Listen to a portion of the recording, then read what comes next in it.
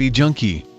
There's this heroin coke dealer who has his little crew and always throwing cash around, doing dumb shit. One day over there buying my shit for the day. Announced they're all going camping. They love to do impulsive random shit. Beg to go with. I love camping, especially with crazy, cool people such as these folks. Leave Minneapolis to the wilderness outside Duluth. Group of 7 people. Setting up camp, disorganized as fuck. One couple already fucking in their tent, lol. With all the chaos and getting high, events weren't clear until later. 2 dudes go to get firewood and make sure nobody else is around to see us using needles and call cops. Nobody really takes notes / cares to remember they leave. 30 minutes later one guy comes back. Where's the other one? I don't know, I went for wood, he went to make sure we were safe to get high. Whatever, he's probably just nodding off somewhere. 2 goddamn hours later, other guy strolls into camp, looking very not high. Where were you? Oh. Looking at birds. Lol, what the fuck, what junkie likes bird watching? Nighttime comes around. Dude who came back later acting strange, seems generally confused by our weird activities, looks almost pissed confused. Sits down on a log by fire suddenly, awkwardly, like he's really drunk. Hard junkies don't drink. Junkies be acting strange always, whatever. Been almost 9 hours since we arrived. People getting dope sick, withdrawal, time to get stoned. Dope is passed around, everyone desperately starts cooking up. Between cooking and strapping up I notice the guy just smelling the chunk of dope, looking like he could handle the smell. What the fuck again? Everyone's done shooting up, the guy is still sniffing the chunk. By now everyone notices. He cautiously licks the dope, has incredibly strong taste and smell of uber vinegar. Makes this horrible, animal gagging / hacking sound. Da fuck. The main dealer guy offers to cook and prepare shot for him, he was already high and didn't notice strange behavior too much. The guy mumbles yeah. Shoots him up.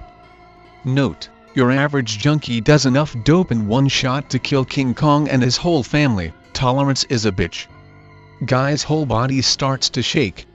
His eyes are popping out, everyone still staring with dopey glazed eyes.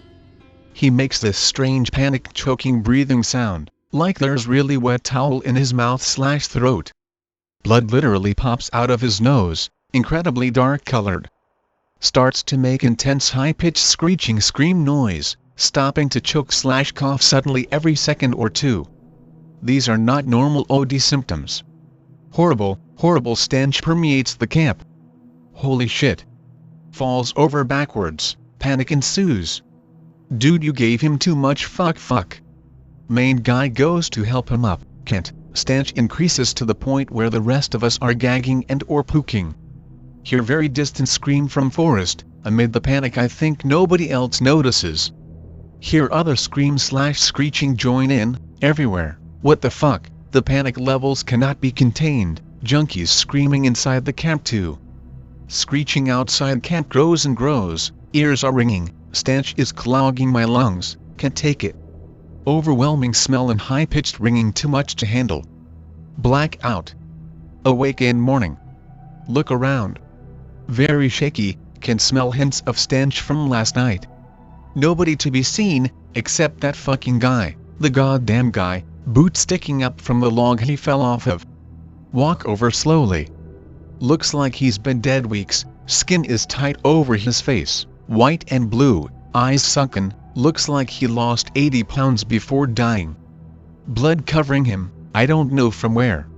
Realize I am covered in blood too, there are scrapes and dents / holes all over the ground, some obviously animal tracks, human footprints, handprints, and combinations of all, some seem to be dragged.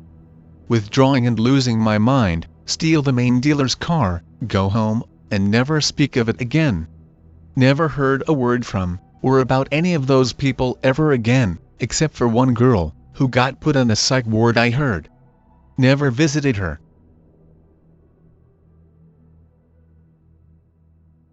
Well, I guess since this is becoming more of a spooky camping story thread, I'll post mine.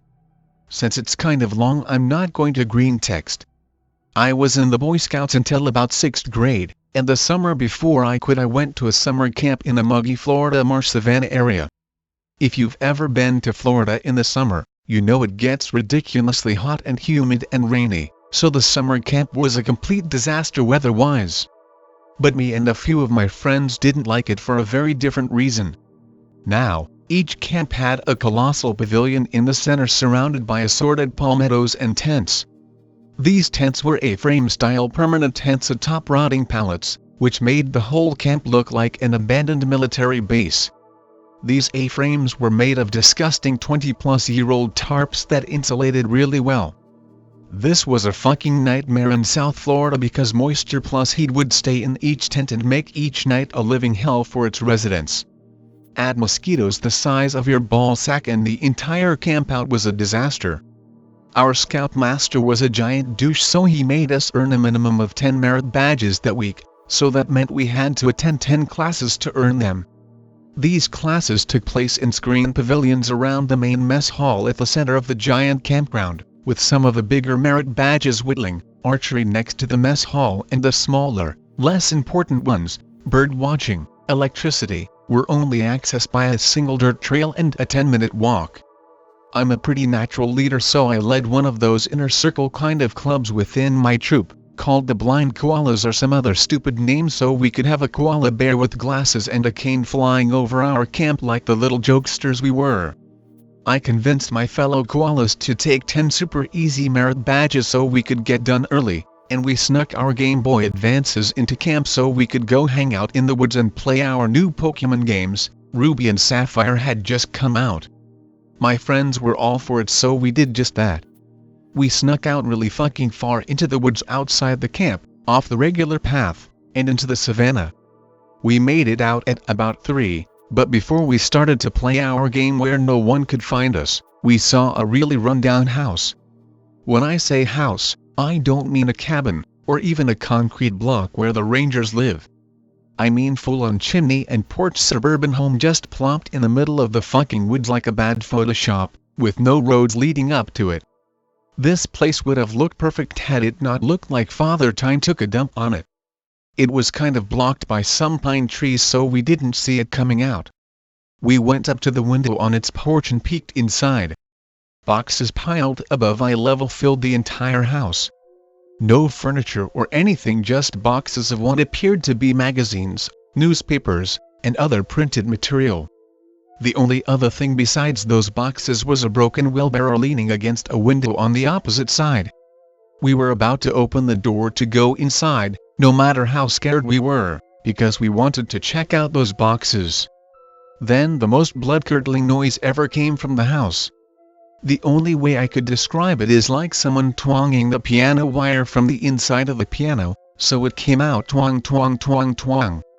It was so natural and unnerving we booked it the hell out of there and ran to the mess hall. Apparently we had been gone for 2 hours, but it felt like 5 minutes. The sun hadn't even changed in the sky. They kept saying it was 5 to 30, but the sun was barely where it would be at 3. It didn't go down until 8 that night for some reason. It got so much worse though.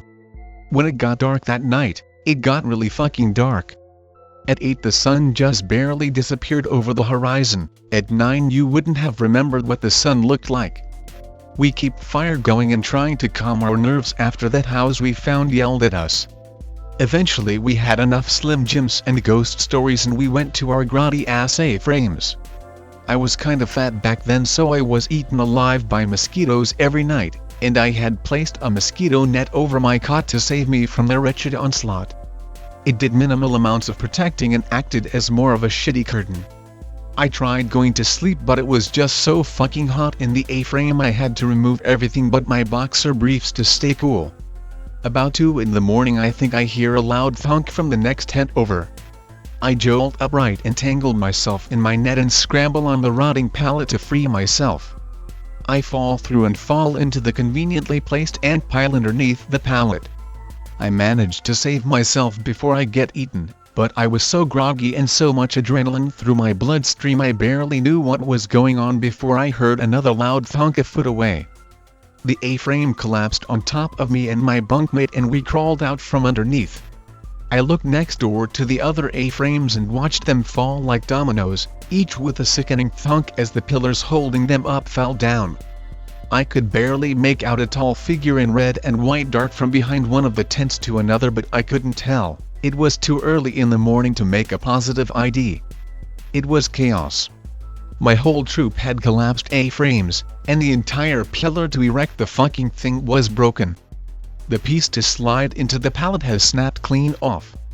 Now these A-frames were old, but it's still pretty difficult to break a 4-inch by 4-inch block of wood in two with one swipe. Some of these stories aren't even skinwalkers. One of them is just about a guy getting chased by some wolves or something. I ran out in my boxer briefs to make sure everyone was okay, and we told our douche scoutmaster someone had knocked down every A-frame in the camp. We marched down to the camp ranger and told him, and he said he'll go out and help us find the guy who did it. About an hour later the camp director drives up in a jeep with some short fat kid in a black ninja outfit in the back. He tells us the kid confessed to knocking them over and it's a mystery solved. Everyone came forth and called bullshit, mostly because the agreed upon profile for our suspect was a tall, probably 6'5" or so lean guy in red and white. The ranger waved it off as some kind of joke and said he had a confession and he was going to get everything sorted out by morning. We tried finding the house again the next day and couldn't find it. I was about to just shrug and say fuck it when my friend who was in the first A-frame to get knocked over came up to me at dinner on the last night. He was kind of nervous to talk to me and hasn't really been himself, and he told me he smelled something really fucking shitty before he woke up that morning. He looked up and saw the figure staring at him, and he thought it was the weirdest fucking thing. It was a person, it wasn't a spooky skeleton or anything, but the guy was really fucking tall, with lanky ass arms and smelled like straight up death and shit, so much he said he could see stink lines coming off of him. He said the guy was obviously quite old and grey, but the weirdest thing was that he was wrapped up in bandages and a headdress, like a fucking mummy. A mummy, in South Florida. I laughed it off and just told him it was just some asshole fucking with us. He just sighed and continued to eat his gloop. The weirdest shit didn't start until we came home from camp. There were 10 people who had their tents knocked over, excluding me and my bunkmate, and out of those 10, 8 of them had burglars clean their place out while at camp. Only me and the kid who thought he saw a mummy were spared. His house burned down a month later, the fire department saying someone had thrown incendiary devices into the windows at night while they were sleeping, even though there was no broken glass or open windows. I guess the pattern here had to do with houses. Nothing has really happened to my house. I moved a couple months after dropping scouts, and the last I heard my old house was still there. I honestly have no idea what the fuck any of it means, but it's creepy as shit to think about. No one I know from that troop is still in it. They dropped it around the same time as I did. I heard we all dropped a ton of weight too. None of us are fat anymore, and I've been told I look too skinny now. Did we drop scouts for the same reason? Maybe. I have no idea what to expect from it or this story, and I know it's shitty as fuck to end a story like that, but the only other creepy thing is that I find ants in my stuff all the time and it's annoying as hell. I like to think it has something to do with this, but in reality it's probably another shitty thing to deal with in life. I get bit a lot still, though, and I have to cover myself with band-aids so I won't itch them all the time. I swear to God I never believed in any of you guys here until I started reading these stories and suddenly made some connections. I swear to God this is all true. I live in Pennsylvania just outside the city of Reading. There's a lot of thick forests around here but nothing ridiculous, and it's mostly suburbs where I am. Farther out it's highways and farmland. Lucky for me I live right up at the edge of a small community at the very top of a hill. The forest is literally across the street from me. Anyway, somewhere around a year or two ago my dad and I were outside having a personal chat about some recent tough events going on in my house when suddenly we heard a weird sound in the forest across the road. We both stopped and looked over. I didn't think deer came out this late, I think I said. My dad just stared and looked kinda confused. Then suddenly we heard someone yell something like, "Help, I'm bleeding." We both sat there staring into the woods where it came from. My dad stood up and said to get inside. We both rushed in and I watched him run upstairs to grab his handgun. My dad's a rough sorta guy and always heads for his gun if he thinks something's going down. Something was definitely fucking going down. I opened our back door again to our deck, it was a glass door, and peeked back out towards the forest to see if anyone would come sprinting out or something. Keep in mind we're at the edge of the suburbs and not exactly used to hearing people scream bloody murder in the middle of the night. Then I heard it. This loud, weird screech. It was like a cat or a woman, but it definitely wasn't human. It was weird, like it was high-pitched but not, and filled the entire neighborhood for a full 10 seconds before it suddenly went silent. I slammed the glass door shut and ran to the stairs just in time to see my dad stomping down in boots with his pistol. "Did you hear that?" I remember asking him. He just nodded and we both head out the front. By now a bunch of our neighbors were coming outside too. The scream was really fucking loud, but I didn't even expect all these people to come out this late. It was almost midnight. My dad went down to the street and looked up at the forest. Another guy came up to my dad and he had some kinda handgun too. I watched them start chatting for a bit until suddenly another one of those screams pierced the air again. It was horrible and made me feel sick to my stomach. It went on for something like another 10 seconds and just suddenly cut off. Like fucking idiots, my dad and this random neighbor guy decide to point their guns towards the forest and head in. I couldn't believe it. I mean, my dad is a hunter and he's been doing it since he was a kid, he's almost 40, but I'd be damned if I'd do something like that. They must have been in the forest for a good 20 minutes together searching the darkness for God knows what. I sat outside with a bunch of neighbors that entire time, staring into the forest and waiting. Eventually they came back just fine. They stuck together the entire time according to my dad and thought they saw something like a tall guy in the forest at some point. When they tried to see if he was the one screaming, apparently he got on all fours and hauled ass into the forest. We all were pretty shaken up but parted ways and head back to our houses. That was pretty fucking weird and no police or anything ever checked it out, but eventually we all moved past it. A long while after that there was a separate incident that I didn't exactly connect to the first. Later that year I was sitting outside with my friend on my back porch. We were talking and having a grand old time dicking around when I saw my cat Jinx pawing at my glass window. "What a stupid cat," my friend said. I agreed with him and played with the cat, putting my finger on the window while he pawed at my finger wherever it went. That's not what's weird though. Later that night I was in my room playing a game with my window open. My cat was somewhere in the house, along with all our dogs, so I know he was fine. It's important to note that my neighborhood has a real problem with stray cats though. Anyway, I was sitting there playing some games with my window open when I heard what sounded like a cat meowing outside. I paused my game, wondering if Jinx had gotten outside, and went to my window to listen. I heard that meow again, but it was a long, deep one, that kind you hear from a cat when they're pissed and backed in a corner with their claws out. I recognized it wasn't my cat, but it was still coming from the woods behind my house, so I stared into them and tried to see where the stray was at and what it was getting so pissy at.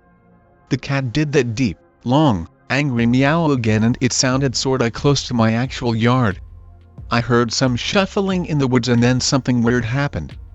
I thought I could hear someone talking. Except it wasn't like a normal person's voice. It was like some mentally unstable person trying to mimic someone else really badly. It was something like Steviasphere. Immediately I got creeped out, but, seeing as how my window was on the second floor, I felt fairly safe to keep listening. Then I realized the voice was changing. Steviasphere. It clicked. It sounded like something trying to sound like my friend but doing really, really badly. Then there was a serious scuffle. I heard twigs breaking and the cat just going apeshit. I mean, it was really screeching and meowing like it was fighting for life or death. Then there was this loud thumping sound. It was like something big and heavy smacking against something else solid. After that the meowing stopped completely and whatever was out there went dead silent. I was pretty creeped out by this point and I shut my window and had real trouble sleeping that night. Nothing's really happened since aside from one incident where I was getting a drink late one night and thought I saw someone crouching really super low on my back porch and looking into my glass door. Like I saw light reflect off their eyes like when you see an animal at night or something. The door was locked and it really freaked me right the fuck out and made me sprint to my room and wake up my dad, but he didn't find anyone or anything and I've been assuming it was just me being scared from all these stories on /x/. Now that I've read all these stories I'm freaking the fuck out. I've never seen one about something even remotely close to these things happening around my area, but now I'm freaking the fuck out. That shit was literally in my backyard. But yeah, that's all I got.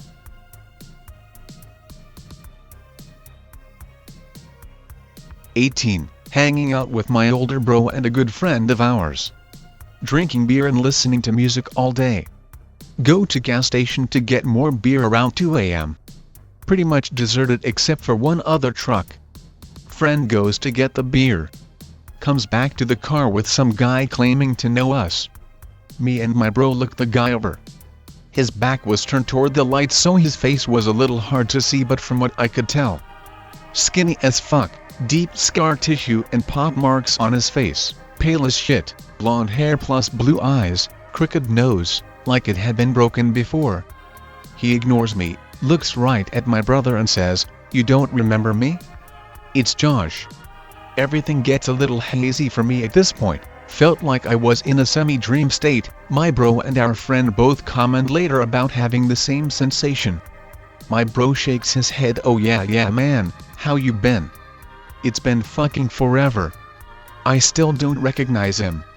He talks to my bro and our friend for about 10 minutes, telling old stories about their high school days. Mentions he's living with some older chick a few miles down the road, just bought a new guitar and is working at some car lot. He completely leaves me out of the convo. But every once in a while he glances over at me. Coldest fucking stare ever. I get the feeling he doesn't want me there, like I'm interrupting something. Eventually my bro asks him to come back to the house and chill with us. Josh gains some enthusiasm, "Yeah man, we need to catch up." I interject and say there's not really any room left at the house. He gives me another cold-ass stare. Silence for a few seconds. This is the part that's really hazy for me. I don't really remember him leaving after this. I don't remember him or my bro or my friend saying goodbye. All I remember is seeing him walk away from the car for a few feet and disappearing. The truck from earlier was gone as well, and I don't remember hearing it being started up or leaving the area during/after the convo. My memory literally jumps from this freak's unsettling stare to my brother asking, "Don't you remember him?" I think for a second and say, "No, I have no clue who that creepy motherfucker is." "That's fucking Josh, insert last name." "The hell?" I know the guy. I'd known him for about 3 years and had seen him as early as 6 months before this time. He looked nothing like him. Everything about him was different: hair color, eye color, facial fucking features, skin tone, even his fucking height. We tried to rationalize it by saying he must be sick or on some hardcore drugs. We all forget about it until about 2 weeks later. My brother came back home one day. He had seen Josh again. He looked exactly how we remembered him, nothing like the guy we had talked to in the gas station parking lot. He told my brother about his new older girlfriend, his new guitar and his new job.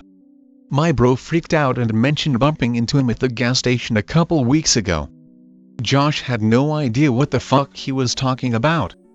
I don't know who the fuck that creep was. I don't want to see him again, and I don't want to know what would have happened if that thing ended up coming back home with us.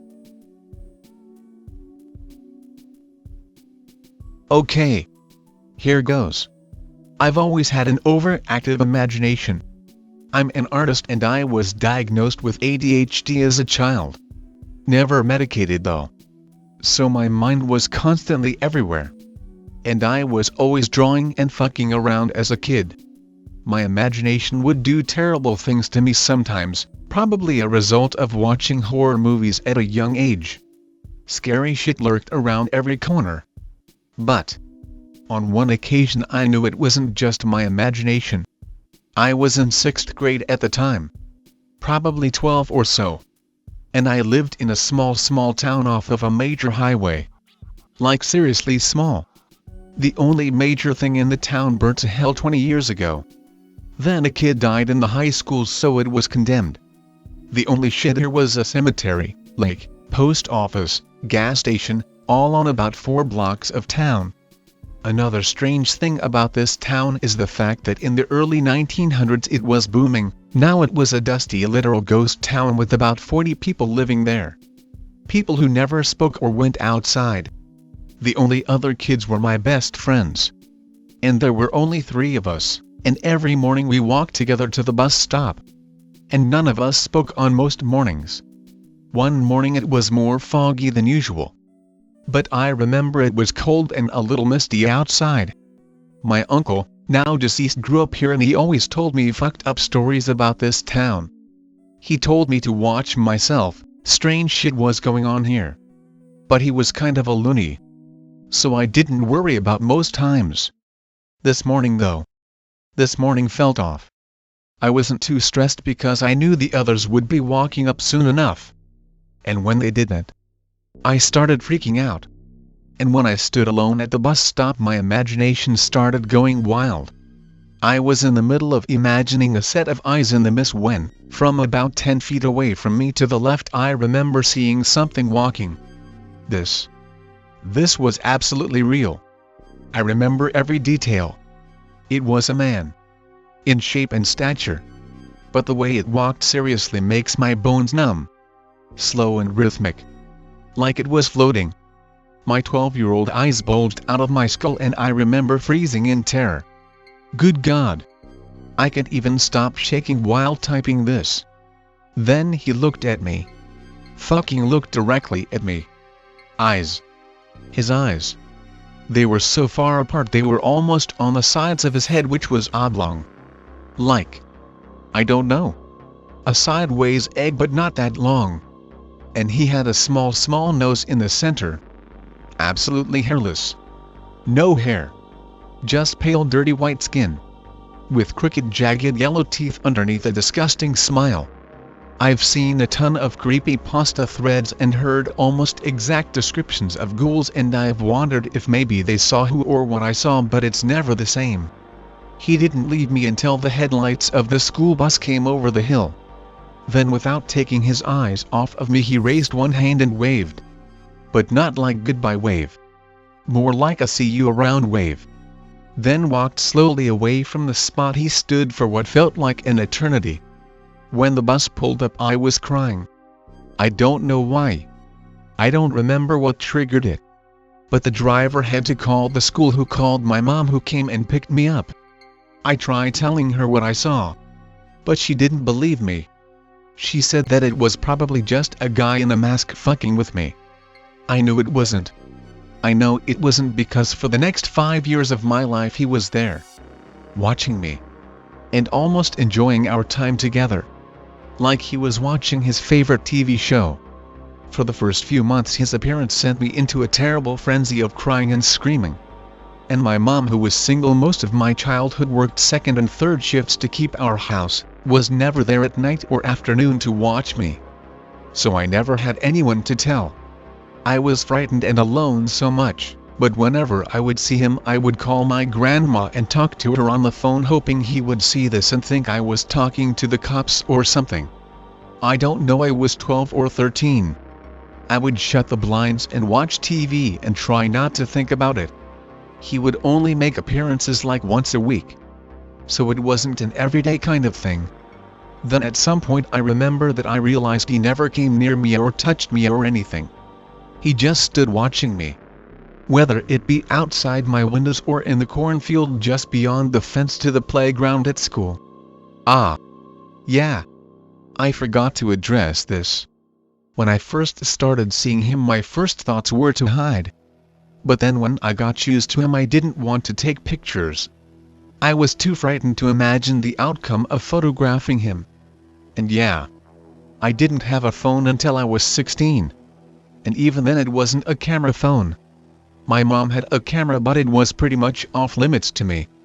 We weren't well off on money, so things like that were kept out of my reach. I remember I got used to him. And after a while he was nothing more than scenery. And when I would go on trips or vacation or something, he wasn't there. It was only around this small town. On one instance, when I was about 15 or 16, I was on a walk with a friend of mine. We were walking near the edge of the town where the paved roads turn into gravel and the cemetery sits next to the graveyard. When I saw Skinwalker, as I had taken to calling him, he was about 100 yards away, leaning casually up against a gravestone. I asked my friend while keeping my eye on Skinwalker, "Wanna go into the graveyard?" He was down, so we went in. It had become obvious to me that Skinwalker wasn't noticed by anyone other than myself. So it wasn't a shock that when I walked almost directly next to him, my buddy was oblivious. Shit. I remember that was the closest I'd ever been to him. He was so much more detailed this close. His skin. Christ. I'll never forget it. It was almost translucent. He wasn't just pale. He was old. And he was staring directly into my eyes. His eyes. They were green. Not black. I remember. Green with a hint of yellow and brown. I remember he had pretty eyes. But they were so beady and far apart. I had forgotten all about my friend when he said, "Why are you staring at that gravestone?" I looked at him and then Skinwalker. But he wasn't there anymore. Just an old weathered slab of tall concrete. I looked at it for a second. Then I noticed a name. 1846 to 1874. I paid no attention to this for a long time. Until I noticed that every time I was in the graveyard, there he was. Same pose. Same stone. Watching me. One day, I was reading a book on the paranormal when I thought about something. Maybe he was just a ghost. And maybe he wanted me to help him. So I came up with a plan. I rode my bike to the graveyard. I don't know why I rode a bike. At the time I thought it might make a quicker getaway if he tried to get me or something. I don't know. Anyway, I approached him, standing there as usual, and I said, "Can you hear me?" He just looked blank-faced. No? No response. "If you need my help, tell me." Then he seemed to get angry. I don't remember exactly what happened. All I remember was that I ran. I ran and didn't look back until I was on my bike. And then when I got onto my bike, I turned. He was standing there, still at the gravestone with one arm stretched out to me. Like he was reaching for me to come back. Or like he was sorry or something. I don't know. I didn't stick around for much longer to find out. I rode as fast as I could home. And that was the last time I saw him for a while. A few months went by and I started to get really anxious. Avoiding being alone, avoiding going outside after dark. I was so scared I would see him again. But at the same time I felt bad. Like I shouldn't have upset him. I felt sorry for him. I don't know. It's weird, but I felt like we were friends. I still feel like we were friends. The first time I saw him again was while I was riding the bus to school. I no longer had to walk to the bus stop though. I was in high school. But I know it was him. He was walking or dancing down the sidewalk, but it was only a quick glance. He watched me go past him. I knew he knew I was on. And that was it. His appearance became less and less frequent until one night. The last night I've ever seen him. I was 17 years old and my mom had announced we were moving. Things had gotten serious with her boyfriend and we were moving in with him. Our boxes were being packed and the house was on the market. It was about midnight and I was alone in the house as usual. I was drawing in my living room. I had my supplies laid out in front of me and I was going to town on the paper when I saw something move out of the corner of my eye. It was him. But this was a first. He was in my house. My first reaction was to scream. He took a step back. I remember this as being a strange moment. I was quiet. And he seemed scared. We watched each other for a moment, then I realized I had nothing to fear and I went back to drawing. He moved about for a moment and wound up standing behind me. It was like he wanted to watch me draw. So I remember letting him. He moved himself in front of me. He stood there looking not at my sketches, but at me. I'm not sure how long this lasted. But at some point I realized he must have wanted me to draw him. So I did. I started slowly. But eventually it was normal. I just sat completely silent drawing this being. This fucked up thing that had followed me for damn near 5 years. And when I was done, I held my notebook up. He seemed to be happy. He seemed to be completely ecstatic actually.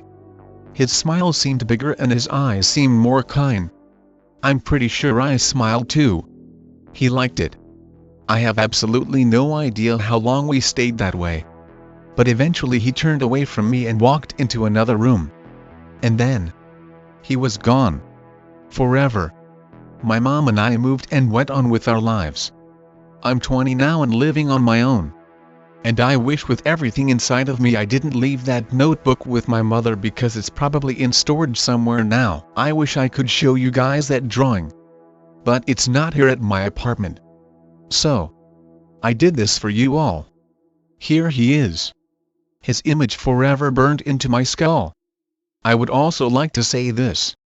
Every year, since I've moved, I go back to that gravestone and I leave flowers. Every year I've hoped to see him standing there. And I plan on doing this until I die.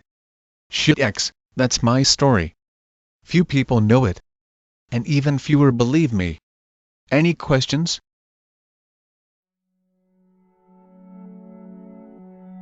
Don't know if this applies here, but I'll give it a shot. I'll try to greentext most of the story. Be about 14 or so. Don't have many friends, mainly hang out with one guy I'll call Rock. Me, Rock and his friend hang out all the time. Me and the Rock go to a local pool hall sometimes. We're big into weapons, read decorative daggers/short swords. He's ugly as shit but somehow talks to tons of women. He's got about 1G of 30-second videos and pics of girls ages 14 to 19 on his computer. We hang out, talk about chicks etc. He hooks me up with one of the girls he talks to regularly who is my current GF of 6 years. Have to move for a few months because of my stepdad's job. Move back. He's got a girlfriend now. Okay, cool dude. He's completely different now. He used to be all into /X shit, magic, studying Wiccans and that kind of shit. He's now a hardcore Christian. The chick is weird as fuck and ugly for his standards. The chicks he knew were fucking hot and sluts. Whatevs, people change. Hanging out at her house one day. Talking and shit with Rock and his friend I'll call Jake. Rock and the chick go into the bathroom. Me and Jake try and fuck with them. Banging on the door and shit. It's quiet as fuck in there, with a few grunts. Rock, zip your damn pants up, there's no time for that shit. Hear them moving about. We go and sit back down and they come out a bit later. Rock says he has to go to town, she lives in town. Okay. He leaves. I'm sitting on a couch, Jake is sitting across from me in a chair, the chick is doing something in the kitchen. Me and Jake talking about whatever. She comes and sits in my lap and is whispering at me.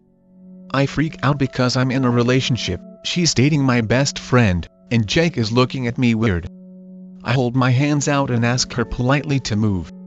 She giggles and kinda licks my cheek and sits on the opposite side of the couch.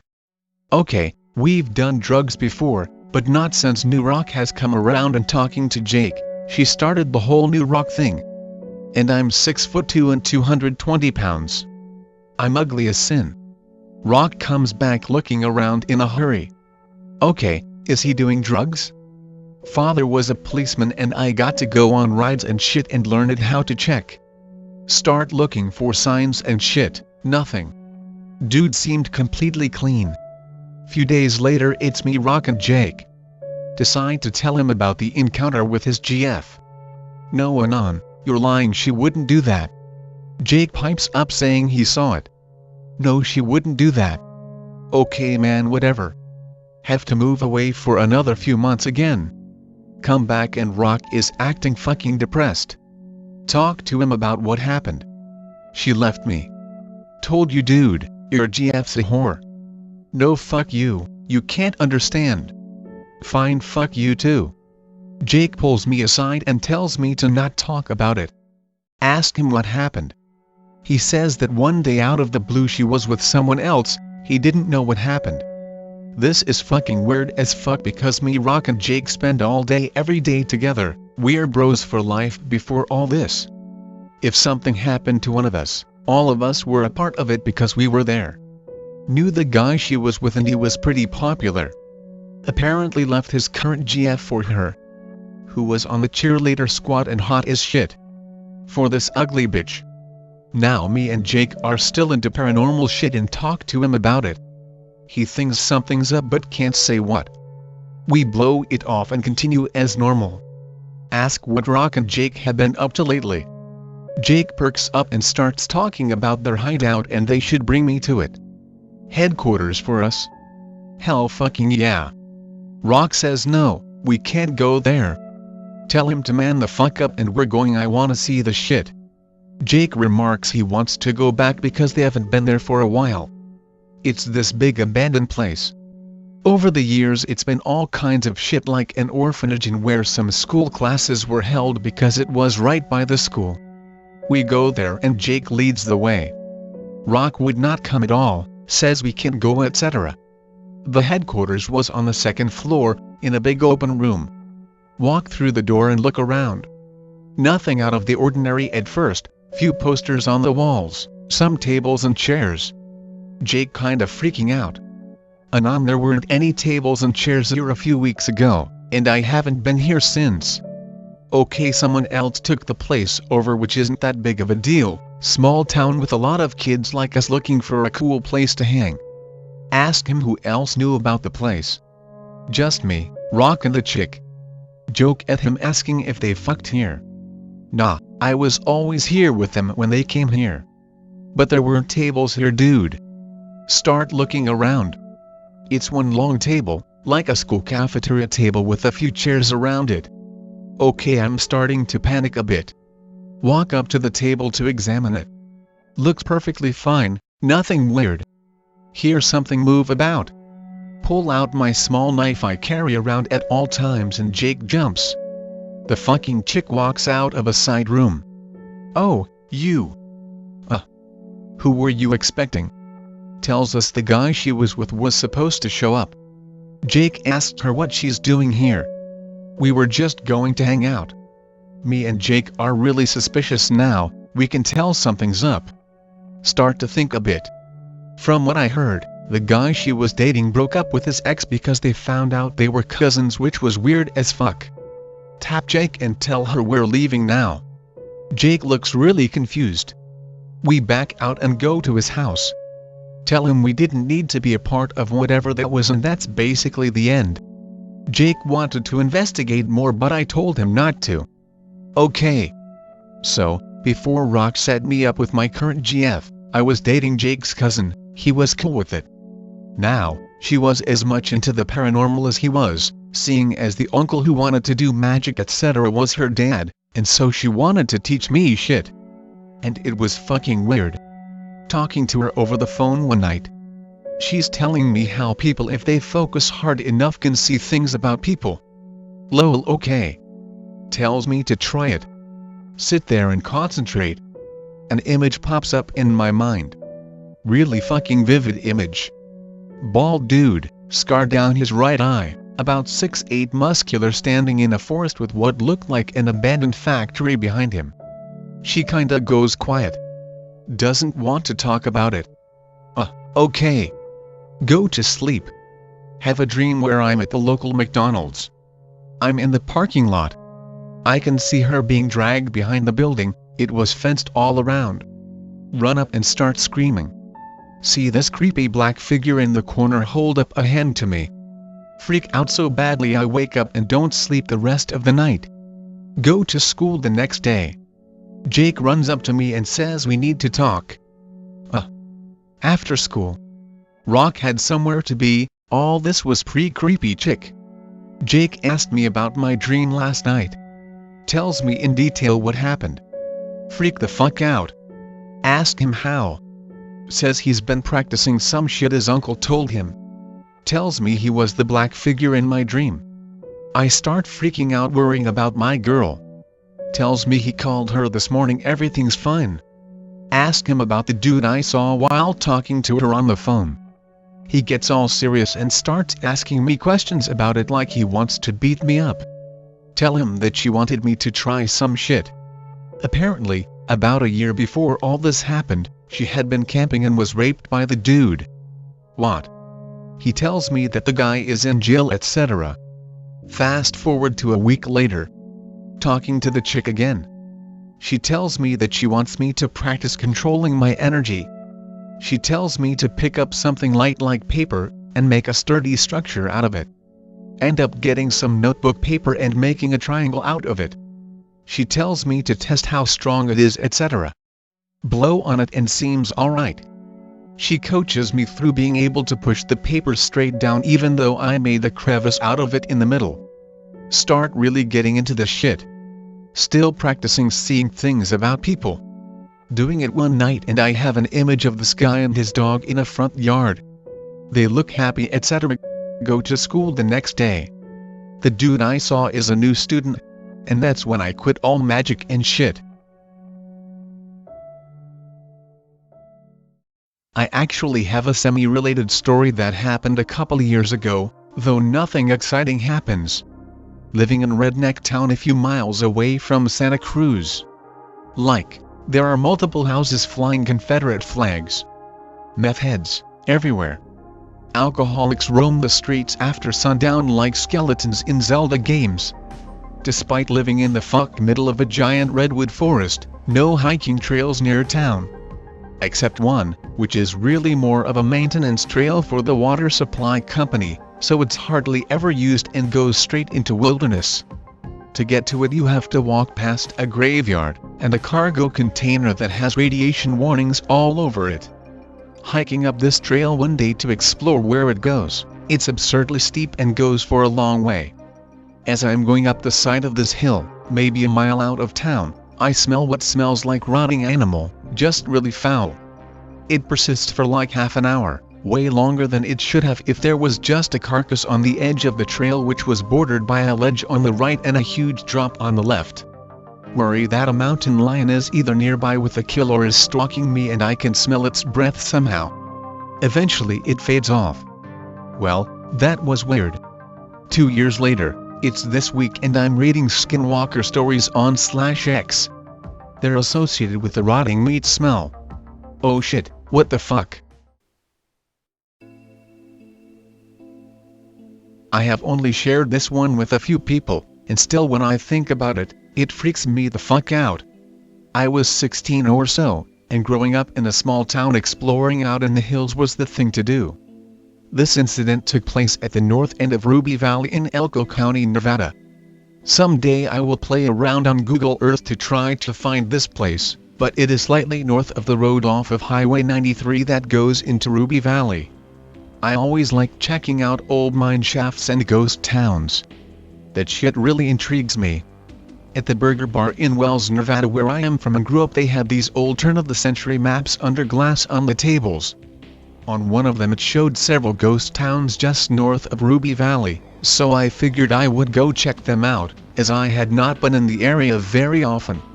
I gassed up my '72 Dodge W200 pickup, and being a redneck and /K, before 4chan even, I grabbed my HK91 and set out. I had found some old foundations in the lower country, and started heading into the mountains themselves and started finding abandoned mine shafts. Shit was pretty cool, so I kept going up. I took this ancient road that was no more than an overgrown cattle path by this point in history, and came upon a tree blocking the road.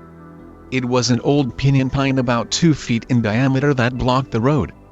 After the tree the road continued straight for about 200 yards, then hooked right before coming back 180 degrees.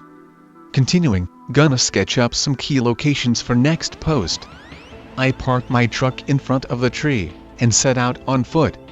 I grabbed my HK91 with 120 round magazine and the rifle, and put 120 round mag in my back left pocket. I always had a rifle with me as I have encountered mountain lions in mine shafts before, and just generally I like to shoot shit. Get up on ridgelines and shoot boulders from a couple hundred yards away. Anyways, as soon as I climbed over the fallen tree I had a fucking creepy feeling as if I was being watched. I continued on for about 200 yards to the point where the road started curving right and gaining elevation, going towards the cabin. At this point I had the realization that not only did I feel like I was being watched, it was also dead fucking quiet out. This was in June or so, as school had just got out. Everywhere you went you could hear those fucking cicadas, but not here. It seemed as soon as I crossed the fallen tree, the mountains were silent. No bugs, no birds, nothing. Deafening silence. As I came up to the turn, there was this big fucking rock. The thing had to be about 15 feet in diameter. You could tell that it used to be on the road, but due to years of erosion, snow and all that shit, it had slid down just slightly off the road. It seemed to be red limestone, or something like that. It stood out since they are not that common in this area. I looked at the rock and you could tell that there were carvings in it at some point in time. Due to weathering though whatever was carved on it had been worn off. I kept walking up the road, being creeped out like fuck, but I really wanted to check out the old cabin, as it was pretty obvious no one had been here in quite a while. At this point I was probably 3 hours off-road to get to this point. I got up to the cabin and as far as abandoned houses and cabins in Nevada go, this one was in pretty good shape. All of the glass on the windows was still intact, and there were remnants of curtains behind the windows. By this point there was something in the back of my mind telling me that I should be going. I went in the cabin, and that is where I started to get the feeling that something was off. Most cabins you find out in the middle of nowhere in Nevada are barren. Nothing really left, maybe a bit of broken furniture. This one was completely furnished. Time had taken its toll, but everything was still there. What was left of an old mattress and bedding was still there. There were plates and other cookware throughout the house, along with tattered clothing and personal effects such as a chest, faded pictures and the like. What really creeped me the fuck out was the dinner table. It was set for 4 people. Dinner plate, glasses, and silverware. This was the first cabin I had ever found that was in this condition. It was as if whoever resided here had just up and left everything behind. I felt like I should not be in the cabin, and went outside to see if I could find the mine shaft or anything else. Once I was out the door, I decided to chamber around on my HK91. The sound of me racking around echoed through the canyon, and broke the silence. As little of a thing as it was, this calmed my nerves very slightly. Directly behind the cabin was a well. It was still intact, and as I got closer, it sounded like there was noise coming from it, like a slight breeze rustling through it. When I got within about 30 feet of it, I started to smell something. It smelled absolutely fucking putrid. Definitely something had died in the well. The smell of decay was heavy in the air, with an acrid copper scent that tore at my nostrils. I did not want to get any closer to the well, and started walking towards the left, where I could see the opening to a mine shaft up on the hill. The closer I got to it, I could start feeling a breeze coming out of it. This is not really uncommon if you have explored mine shafts before, as the breeze could be coming in from another opening for the mine. But the thing was, it was perfectly calm. As far as I could see, there were no trees moving or any signs of wind. As I got closer, another thing that struck me as odd was the breeze coming out of the shaft was hot. Most of the time it's cool, as most mine shafts maintain a constant temperature. The closer I got to the shaft, the slower I moved towards it. Nothing since I crossed the fallen tree seemed right. The closer I got to the opening of the mine shaft, the more of a feeling of dread and being watched I got. I got within about 15 feet of the shaft when the fucking smell hit me. It was the smell of decay and copper, but much stronger than the well. Right then all of my spidey senses started going off. I had to get out of there. I started turning left to book it out of there when I saw a dark shadow moving in the opening of the mine shaft. Whatever it was, it appeared to be crouched down to fit in the mine shaft. Most mine shafts I have been in have 8 to 10 feet ceilings. At first I thought it was a mountain lion, then I remembered how big the fucking shafts were. My mind raced trying to think what the fuck it was. It was too big to be a black bear, which are rare in northeast Nevada. I nearly froze with panic, and it slowly kept coming towards the opening of the mine shaft. It was probably within 10 feet of the opening and the light was starting to show whatever the fuck it was covered from head to toe in grayish-brown fur. Then it fucking screamed. It was unlike anything I have ever heard in my fucking life, my ears were ringing from it. I flipped into panic mode and did what any good redneck would do. I fucking shot it. I pulled up my HK-91, placed the front blade on what appeared to be its center mass, and ripped off 5 rounds as fast as I could accurately shoot. If you have ever shot big game with a large caliber rifle, you know the sound when you connect with something. I had 4 solid thwunks, and 1 round that went high. This made it scream even louder than it had, in pain. At this time I started hearing more, and separate screams coming from over in the well, and in the hills above the mine shaft. I started running down the hill as fast as I fucking could. In the tree line above the road, approximately 75 to 125 yards, I could see fast movement. Rocks were tumbling down the hill and there were several other screams. From the mine shaft I could hear the wailing of whatever the fuck I had shot. Whatever it was, I had definitely connected and it was hurting. Whatever it was up in the tree line, they were running from tree to tree on all 4s, getting closer to me. As I ran towards the rock I was shooting in the general vicinity of the movement on the top of the hill. By the time I got to the limestone rock, I had expended the 20-round mag in the rifle. I ripped it out and put in my spare magazine, chambered around, and started sprinting towards the fallen tree, approximately 200 yards away by now. I kept glancing back and whatever they were staying in the trees. I could make out their masses and fur but they would not stay in the open. I got back to the fallen tree and ate shit trying to jump over it. I got up off my ass, fired between 12 to 15 rounds at the closest movement which was approximately 50 yards away from now. I heard a few rounds connect and it started screaming louder. Between the screaming and gunshots, my ears were damn near deaf. I opened the door of my truck and got the fuck in and started it up as fast as I could. Backing up to turn around I damn near put my truck down in the canyon. As I started going forward, to leave on the road I came in on was when I finally got a look at one of them. It was crouched over with its front feet on the tree.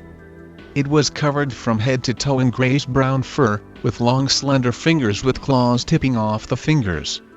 The back of it was hunched, and the face was slender, most closely resembling that of a badger, but with sunken-in eyes.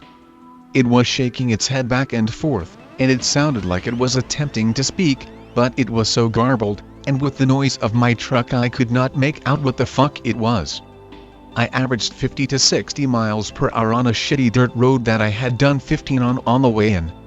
I did not slow down or stop until I got back to pavement. By now I was so shaken I had to stop and collect myself. I got back to town and was in a bit of shock. My dad had been a guide in the Ruby Mountains for about 20 years. He asked me how my trip went, and where I went. He could tell that I was startled, and asked where I had been. I told him that I had been north of Ruby Valley. He got quiet and asked if I had seen the cabin with the tree fallen over the road. I told him yes. He looked me in the eyes and told me that is somewhere I should never go again, especially alone. We never spoke about it again after that. I have never been back there, Part of the reason is I live in Western Nevada now. But in the back of my mind there is something that is telling me I should go back. And one day I do want to go back. This was back in 2001, before camera phones, and I was too broke to afford a digital camera. I want to go back with a camera, preferably a GoPro on my helmet, and with several friends that are armed. Just something about there, even with the shit I experienced, is drawing me back. One day I will go back. I guess I need closure on what happened that day. Definitely want to make it back out there with at least 4 or 5 people well fucking armed, that's for damn sure. Still to this day it gives me goosebumps thinking about the shit. I tried researching it a bit a few years past, asking some old timers, and one of them told me a story about the rubies. I will be quick on it. During the 40s and 50s the Army Air Corporation operated out of the Wendover Air Base. Every now and then during shit weather a B-25, B-17 or B-29 would smack the rubies due to poor visibility. Some of the local ranchers got recruited to help the military go up to a crash site during the winter to recover the bodies. Rancher I was talking to told me that it took them about 3 days to get up to where this crash was, on horseback, and recover the bodies. He said when they got to the wreckage, all of the crew members were laid out, side by side, next to each other in a clearing in the wreckage. Many of them had severed limbs, and it was apparent all died on impact. Somehow, they ended up laid out next to each other. This was at nearly 10,000 feet elevation too. I'll contribute a story of something that happened to me a few years ago. This is 100% true and I have never hallucinated or seen anything like this before in my life. Be around 8 p.m. Late fall, in eastern Canada, very dark outside. Busy day working and get home, remember that I was expecting mail. Plan on running out to mailbox real quick. Leave dogs inside, don't want them to run off chasing some random animal like they always do. Grab flashlight and hunting knife, very common to run into wild animals out here including bears, better safe than sorry. Go outside and start walking down long driveway. Cut down center of my lawn towards my boxes in front of neighbor's house. To this point I have had a flashlight in my hand, but was pointing it at my feet to watch out for the storm drain located at the property line. Hop over storm drain and proceed to mailbox. At this very moment I sensed something in my peripheral vision. I quickly snapped my flashlight to my left. The sudden burst of luminance swiftly revealed a short and disfigured abomination. Was very short, maybe 4 feet tall, and had a large head with no visible orifices except for 2 largely separated jet black eyes. Its lower body was severely disfigured and looked like it had just crawled out of hell. This thing looked hellish and was making a deep good gurgling noise while giving off the illusion that it was inching closer to me. In split seconds, I had scanned this fucking thing from head to toe and then made deep eye contact with it. I then lost all control of myself and released a loud ass shriek, and bolted in the opposite direction as fast as my legs could possibly allow. This was the first time I have ever encountered anything so paranormal, and this experience definitely changed my outlook on many things. I am no longer skeptical when I read other stories such as these found on /X, and I now realize that there is many things out there in the world that humanity is clueless about. Whatever the fuck it was I saw, it surely had the final laugh as I ran like a dog with its tail between its legs. I can also say this is the only time I have lost complete control of myself and ran from something without thinking. This shit was fucking unreal. A Texas story. Now, reading this thread made me remember about something that happened to my family. This story took place in the early 80s, before I was born. Heard it from my cousin who confessed it to me while telling me other stuff. Bear with me, I don't know what was encountered with skinwalkers, a goat man, or something else. Anyway, here I go. My family used to own several acres of mountain in South Texas. Not Rocky Mountain kind of mountains, but a nice little size and area. No more than a couple 100 feet above land. Beautiful, lovely piece of property worth a lot of money now, Had the family not sold it years prior for no other reason other than just to get money? My father and uncles built a cabin on the property over several years during the 60s and 70s. Had rudimentary plumbing and electricity, as best as you could get being miles away from civilization.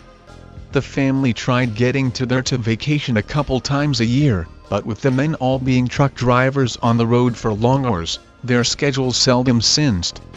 They went when they went. The area was surrounded by some forest, had some critters and wildlife, but it had no spooky legends associated with it. And my family had visited the area on a regular basis. They didn't really encounter anyone outside of some campers who were usually at the bottom of the mountains, maybe a hunter or two. Most of their vacation was spent with the cousins, being children, playing and hanging out. The women, my aunts, gossiped and cooked. And the men, my uncles and usually a couple older male cousins, sat back and drank. Typical Mexican-American family lull. One particular evening that all changed. It was my eldest uncle, his son who was an adult, our other cousins and two of my aunts. They did what I described in my first part. The men were outside drinking, while the kids were inside with the women. Suddenly they heard a woman scream. It surprised the hell out of my uncle and my cousin. They were genuinely concerned when they heard it again, that some camper or someone may have strayed too far from wherever it is that they were coming from, and got hurt trying to climb the rocky terrain on a moonless night. So they take their flashlights and charge forward. When they go into the forest area, the scream stops. My uncle yells out, asking if someone needs help. The person didn't respond. My cousin shined his light over an area, and when it passed, the screaming started again. Only this time the scream wasn't far away, it was closer. To them it sounded like a woman was being raped and murdered. Their first idea was, let's go back to the cabin and go get our shotguns. When they started walking away, they heard a second scream accompany the first scream, except the scream was closer than the first and came at them from the side. They thought they saw someone move in the forest, too fast for their lights. So they run back to the cabin, and by then there is a third and fourth individual scream coming about. The women and children are freaking out. They ask what it is, and they have no idea. They lock the doors, load their shotguns and wait. The easiest thing they could do was haul ass in the car when it started, except it was moonless and it was a tricky way driving down the mountain on a paveless road. This being the early 80s, there were no cell phones, or GPS or anything of that sorts available to a blue-collar family. They were going to have to wait it out. My aunt starts praying, the kids are quiet. My uncle and cousin take watch on different sides. By the time 30 minutes passed, they heard something like 20 different screams, all bellowing at once in some demented symphony. They tried looking in the forest through the windows to catch a look of someone, but they couldn't see anyone. Well, they couldn't see anyone at the edge of the forest. With it being so close, they kept questioning where the hell it was coming from. They wondered this until they stopped looking at the actual forest area and looked up at the trees. That's when they saw it. Standing on the branches were people moving up and down, jumping from tree to tree. They blended in with the night, with the trees and leaves themselves.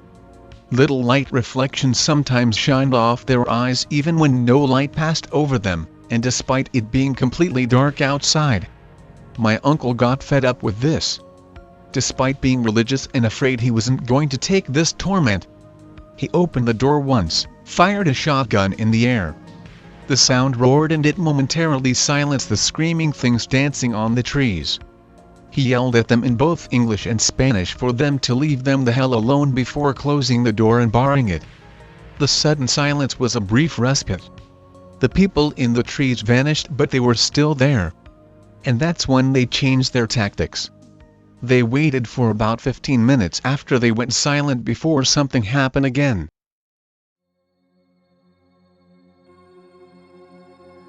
So, I am from Norway. I don't really know what is happening, but it's pretty weird. I'll just post it here. Also OC, I posted this in another thread a while ago, but the thread just died. B17. Live in quite a small place in Norway. Been with my GF for 2 months. One day she receives a blocked phone call. Doesn't answer. Calls again. Doesn't answer. Keeps calling, she finally picks up.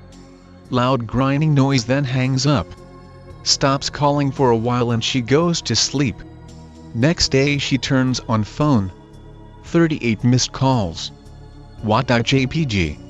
Keeps calling all weekend. Grinding noise, then hangs up every time. Meet up with her one day.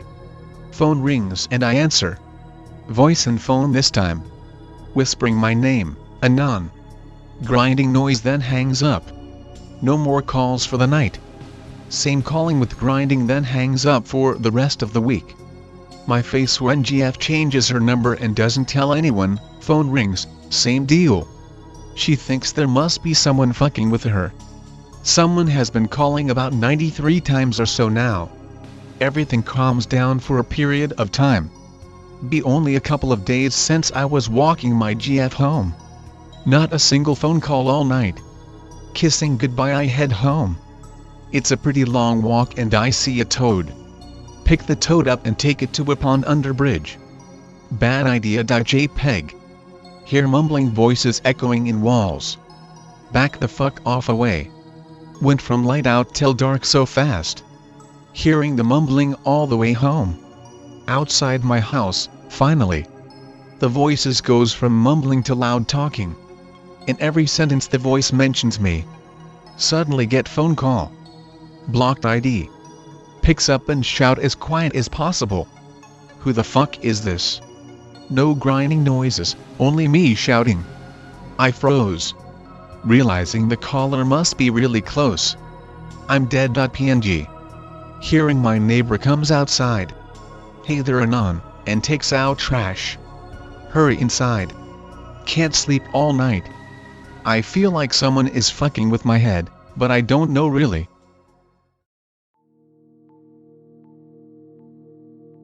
Alright, so, here it comes. Well, to start with, I will give you a short pre-story. My family owns a small house at the sea in a small region with about 250 people 30 minutes from a town called Sundsvall in the other parts of Sweden. If you look this up on a map you will notice that there is a lot of forest at the coast, and that's where I spend most of my summers. I have done so since I was about 5 years old, and during the summer about 50 more come to live in this region. Luckily for me I met 4 people all 1 year older than me there, and we have for the last 12 years hung out during the entire summers, so we are all naturally very close. As we have grown older we have gotten bored with just hanging out in the village with maybe 60 inhabitants and have started to explore the place. Naturally, this means we explore the forest. 2 summers ago one of the guys told us about a lake in the woods that his dad used to take him fishing when he was younger. I know this might sound made up, it's not. There are plenty of these small lakes inside the woods. This one just happens to have a lot of fish, so some people went there. Anyways, naturally we decided we should go there and check it out. It was like a 15-minute drive with a moped, so we went out there a lot during that summer, but never spent the night. Last summer they had all gotten their driver's license, 18 in Sweden, and we could go farther away and bring things. So then one night, sitting at my friend's house playing Monopoly or something as we usually did, one of the guys, let's call him Karl, said, hey, why don't we go to the lake and sleep there for a couple of nights and just fish from the lake and just bring potatoes, things to drink and other things we really need? We all thought this was a fun idea and had been thinking about doing it the previous summer, but decided that we wanted a car to bring things in case of an emergency. The next day, in the afternoon, we left. We had bought the things we needed and had a big lunch. We brought more than we need. We brought phones and a stereo, but it didn't really matter. Also, and I know this may make it less believable, we brought alcohol, but I can say that I am very sure this had nothing to do with what happened. I will say why soon. The first night was normal. We had potatoes, so we could stay 4 days if we wanted, but decided that first night that we were going to save the alcohol for the second night. We didn't have too much and it would only be enough for one night of being shit-faced. The second day was normal, the night was not. Out of the 5 of us, two don't really like to drink, let's call them John and Felix. We started the music and, me, Karl, and let's call the girl Hannah, started to get our drink on. After a while Karl and Hannah started making out. For me this wasn't out of the ordinary, but for the others it was.